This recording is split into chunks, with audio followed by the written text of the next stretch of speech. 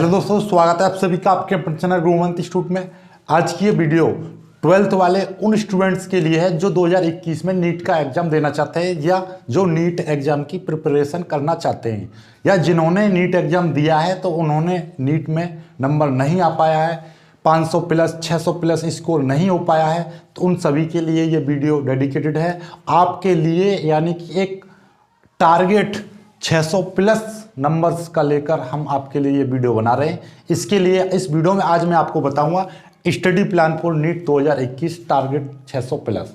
यानी 600 प्लस लाने के लिए आपको अपनी स्टडी में कौन कौन से फैक्टर्स इन्वॉल्व करने हैं जिसके कारण आपका बहुत ही आसानी से 600 प्लस नंबर्स का स्कोर हो जाए, 500 प्लस नंबर्स का स्कोर हो जाए। ठीक है, तो एक एक पॉइंट को हम बारीकी से समझेंगे और आपको आज से ही, यदि 2021 में आपका नीट एग्जाम देना चाहते हो तो आप आज से ही अपनी प्रिपरेशन में ये 5-6 पॉइंट, यानी कि मैं ओवरऑल पूरे 7 फैक्टर्स बताऊंगा, इन 7 फैक्टर्स को अपनी स्टडी में इन्वॉल्व कर लीजिए। ये गारंटी है, ये दावा है कि आपका 600 प्लस ही निश्चित रूप से आने हैं। तो सबसे पहले आपको क्या करना है, देखिएगा आप लोग क्या करते हो, 11वीं की और 12वीं की एनसीईआरटी की किताब को पढ़ते हो, बिल्कुल पढ़ते हो, लेकिन उसको पढ़ने का तरीका देखिएगा। आपको 11वीं और 12वीं एनसीईआरटी किताब के साथ सबसे पहला फैक्टर ये है एनसीईआरटी टेक्स्ट बुक।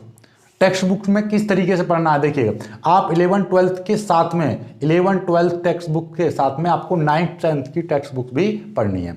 पढ़नी कैसे, देखिएगा बुक में आप देखोगे तो बुक में 3-4 चीजें होती हैं। यदि बुक पढ़ोगे अंदर उसमें एग्जाम्पल्स दे रखे होते हैं चैप्टर में, तो वो एग्जाम्पल्स करने हैं।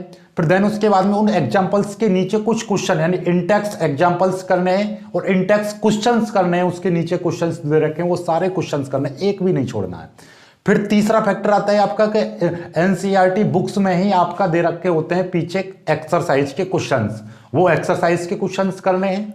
फिर एक्सरसाइज के क्वेश्चंस के बाद में आपकी एडिशनल एक्सरसाइज दे रखी है, जिसे बोलते हैं अतिरिक्त अभ्यास, एडिशनल एक्सरसाइज दे रखी है, वो आपको कंप्लीटली फिनिश करने हैं। तो यानी आपकी एनसीईआरटी टेक्स्ट बुक में 4 चीजें बनती हैं, आपके इंटरनल एग्जाम्पल, इंटरनल क्वेश्चंस, और फिर आपका एक्सरसाइज क्वेश्चंस और आपके एडिशनल एक्सरसाइज क्वेश्चंस। तो यानी कि ये आपकी एनसीईआरटी की जो बुक है उसमें से ये खत्म करने हैं। फिर देन उसके बाद में दूसरा फैक्टर आपका, जितना भी एनसीईआरटी एग्जाम्पलर बुक होती है, जितनी भी एनसीईआरटी एग्जाम्पलर बुक हैं ये चारों क्लास की और मोस्टली 11वीं 12वीं की, तो वो सारे क्वेश्चंस आपको करने हैं। एनसीईआरटी एग्जाम्पलर के सारे क्वेश्चन आपको करने हैं, क्योंकि आपका एनसीईआरटी एग्जाम्पलर बुक और एनसीईआरटी टेक्स्ट बुक, इन दोनों से क्वेश्चन ज्यों का त्यों उठा लिए जाते हैं। आप देखोगे तो नीट के एग्जाम में बिल्कुल क्वेश्चन चेंज नहीं होता है, पूरा क्वेश्चन आपके एनसीईआरटी से आते हैं, ये बात ध्यान रखना। बस आपको टाइम एक्यूरेसी का अपना बहुत ही विशेष तौर पर ध्यान रखना, टाइम मैनेजमेंट का आपको विशेष तौर पर ध्यान रखना है। तो पहला ये हो गया। दूसरा फैक्टर आपका, 2 फैक्टर क्लियर हो गए, एक एनसीईआरटी बुक्स, दूसरा एनसीईआरटी एग्जाम्पलर बुक्स। तीसरा सबसे बड़ा फैक्टर है आपका सेल्फ मेकिंग शॉर्ट नोट्स। बिल्कुल जी हाँ, self making short notes. Self making short notes में क्या चीज आती है आपकी, जैसे कि कोई भी चीज है आपकी, आप केमिस्ट्री में ले रहे हो कि भाई ये चीज एक यौगिक दूसरे यौगिक से कंपाउंड से क्रिया करके क्या चीज देता है, इस तरीके से वोल्टेज क्रिया क्या होती है, उसमें कौन सा यौगिक मिलाया जाता है और क्या बनता है, इस तरीके की आपकी सारी चीजें आपको पता होनी चाहिए। और ऐसे छोटे छोटे लीनियर पॉइंट बनाइएगा कि फलानी चीज का डायमेंशन इतना होता है, इसका यूनिट इतनी होती है, राइट। जैसे आपका जैसे चार्ज है, चार्ज की सीजीएस यूनिट क्या होती है, चार्ज का एमकेएस यूनिट क्या होती है, इस तरीके से सारी चीजें आपको पता होनी चाहिए। लीनियर शॉर्ट नोट्स आपको करने हैं। जब भी शॉर्ट नोट्स बनाओगे उनको याद करके बनाइए, तो उसमें जब कभी सॉल्यूशन करते हो तो सबसे ज्यादा चीज इंपॉर्टेंट रहती है आपकी डाउट लिस्टिंग। चौथा फैक्टर है आपका डाउट लिस्टिंग। जी हाँ, डाउट लिस्टिंग क्या होता है, जैसे कि मान लीजिए आप एक क्वेश्चन कर रहे हो, यदि आप उसको फ्लो में कर जा रहे हो एक बार में तो आपका वो ठीक है। यदि आप उसको नहीं कर पा रहे हो, डाउट मतलब आपने एक बार करने का प्रयास किया, नहीं समझ में आया, लेकिन आपने फिर किताब में देखा उसका क्वेश्चन आंसर फिर कर दिया, बिल्कुल कर दिया, लेकिन उसको आपको डाउट लिस्ट में उतार के रख लेना है। क्यों? क्योंकि आज तुमने देख के किया, हो सकता है कि 4 महीने बाद जब नीट का एग्जाम दो आप, तो हो सकता है उस समय फिर से डाउट फंस जाए, वही जो इस टाइम फंस रहा है। आपको इस समय लग रहा है कि आपने वो देख के कर दिया कि हाँ मेरे पास आ गया, लेकिन ऐसे क्वेश्चनों को, जिन क्वेश्चनों में आपको समय लगता है या जिन क्वेश्चनों में आपको डाउट फंसता है, तो उन क्वेश्चनों की एक लिस्ट बनाइए अलग।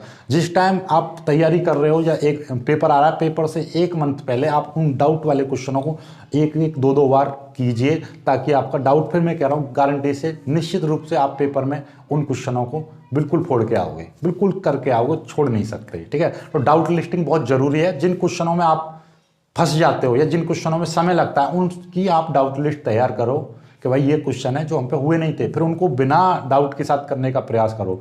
जो 4 बार आप एक प्रश्न को मान ली आज किया, आज से 5 दिन बाद किया, फिर 10 दिन बाद किया, फिर 20 दिन बाद किया, फिर उन क्वेश्चनों को बिना डाउट के साथ कर पा रहे हो तो उसको डाउट लिस्ट से आप काट दीजिए। उसे बोलेंगे doubt list and check list. Doubt करो, चेकलिस्ट तैयार करो कि हाँ भाई ये क्वेश्चन हो गया, अब ये और बचे, इनका डाउट और क्लियर कर लीजिए। तो इस तरीके से आपको वो करने हैं। 4 फैक्टर हो गए। 5वां फैक्टर है टाइम मैनेजमेंट। टाइम मैनेजमेंट आपको बहुत ज़्यादा रखना है, क्योंकि आपके 180 क्वेश्चंस के लिए मात्र 3 घंटे का समय मिलता है, तो आपको उस चीज़ का विशेष तौर पर ध्यान रखना है। और टाइम मैनेजमेंट ही एक ऐसी चीज़ है, आप फिजिक्स के क्वेश्चनों को सॉल्व करने लग जाते हो तो वहाँ पे क्या हो जाता है, दिक्कत हो जाती है। कोई सॉल्यूशन में अटक ही जाते हैं, एक आध क्वेश्चन ऐसा आ जाता है और उसी से टाइम हमारा बिगड़ जाता है। इसलिए फिजिक्स के पोर्शन को सबसे बाद में सॉल्व करें। सबसे पहले आप बायोलॉजी, बॉटनी वगैरह को, मतलब बायोलॉजी मीन्स कि आपका जूलॉजी और बॉटनी को पहले करें, फिर केमिस्ट्री, फिर देन लास्ट में करें। क्योंकि फिजिक्स में यदि आपका एक क्वेश्चन आप सॉल्यूशन नहीं कर पा रहे हो तो उससे टाइम, मतलब अपने दिमाग पर एक प्रेशर क्रिएट हो जाता है। तो प्रेशर कभी भी क्रिएट नहीं करना है एग्जाम के समय पर। और तैयारी करते समय भी आपको एग्जाम में प्रेशर, यानी तैयारी करते समय भी आपके दिमाग पर प्रेशर क्रिएट नहीं करना है, प्रेशर आने नहीं देना है। ठीक है, ये हो गया। अब 5 फैक्टर हो गए। 6ठा फैक्टर है आपका previous year questions and previous year papers का आपको जरूर ध्यान रखना है। विशेष तौर पर ध्यान रखना है उन प्रीवियस ईयर क्वेश्चंस को। मिनिमम आपको 10 ईयर के पेपर्स और 10 ईयर के जितने भी आए हुए क्वेश्चन है, पेपर में ही आते हैं क्वेश्चन, तो मतलब प्रीवियस ईयर पेपर्स आपको PYP और PYQ यानी पूरी तरह से कंप्लीटली फिनिश करने हैं, वो भी विद टाइम मैनेजमेंट के साथ में। आपको हर 10 दिन के बाद में या हर 7वें दिन आपको एक पेपर लेना है, उसको सॉल्व करना है, फिर देखना है कितने क्वेश्चन आप कितने मिनट में सॉल्व कर पा रहे हो, कितने क्वेश्चन कितने मिनट में सॉल्व कर पा रहे हो, ये विशेष तौर पर ध्यान रखना है। आपको पहले फिजिक्स का देखो, फिजिक्स के 45 क्वेश्चन करने में आपको कितना समय लग रहा है। 7वां फैक्टर है आपका सैंपल पेपर्स। सैंपल पेपर्स लगाओगे तो उसके दौरान भी आपको टाइम मैनेजमेंट का विशेष तौर पर ध्यान रखना है। देखना है कि एक सैंपल में पेपर, आप एक पूरा सैंपल पेपर करने में कितना समय ले रहे हो और कितने आपके सही जा रहे हैं, और सही से ज़्यादा काउंट करोगे कितने आपके गलत जा रहे हैं, क्योंकि गलत का नंबर कटेगा। तो इसीलिए आपको गलत विशेष तौर पर ध्यान रखना है, राइट। तो ये सारी चीज़ें, ये 7 फैक्टर मैंने बहुत ज़्यादा रिसर्च करके, बहुत ज़्यादा स्टूडेंट्स से पूछ के कि आपकी कहाँ पर गलतियाँ रहती हैं, उस चीज़ को ध्यान में रखते हुए 7 फैक्टर तैयार किए। यदि आप इन पर वर्क करते हो, निश्चित रूप से जो मैं बता रहा हूँ इस पर वर्क करते हो, तो 2021 में आप 600 प्लस का टारगेट निश्चित रूप से कंप्लीटली, मैं गारंटी के साथ कह रहा हूँ, ये दावा है कि आप इन 7 फैक्टर्स पर ज़्यादा वर्क करते हो तो निश्चित रूप से 600 प्लस टारगेट आपका अचीव होगा। बाकी मिलते हैं एक खूबसूरत सी वीडियो में, तब तक के लिए बाय बाय, जय हिंद।